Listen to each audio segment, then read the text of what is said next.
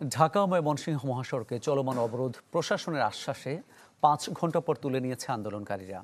সকাল থেকে নগরীর মাছকান্দা বাসস্ট্যান্ডে অবস্থান নেয় জুলাই যোদ্ধারা। অন্যদিকে দীঘারকান্দা বাইপাস মোড়ে অবস্থান নিয়ে অবরোধ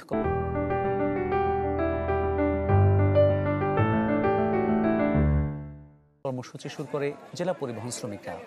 এতে ঢাকা ময়মনসিংহ মহাসড়কে যান চলাচল বন্ধ হয়ে যায়। বিপাকে পড়েন সাধারণ যাত্রীরা। পরে প্রশাসন এসে সার্বিক পরিস্থিতি নিয়ন্ত্রণে নেয়। জানা যায়, গতকাল ১ জুলাই যোদ্ধাকে লাঞ্ছিত করে ইউনাইটেড পরিবহনের শ্রমিক।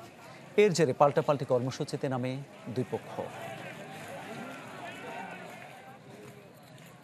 সন্ধ্যার পর থেকে এনসিপির নেতৃবৃন্দ এনসিপির পরিচয় দিয়ে তারা আমাদের ইউনাইটেড কাউন্টারে বন্ধ করে দেয় এবং আমাদের একজন শ্রমিককে গ্রেপ্তার করে নিয়ে যায়। ৪ জন ৫ জন লোকে যদি ১০,০০০ শ্রমিকের রিজিক বন্ধ করে রাখে, তাহলে সেভাবে কেউ শ্রমিক মাইনে নিবে? আমাদের রুটঘাট ক্লিয়ার করবো, যদি আমাদের গাড়ি মাঝখান চলতে দেয় তাহলে আমরা রুটঘাট ক্লিয়ার করবো, আর নাহলে রুটঘাট ব্যারিকেড থাকবো ভাই।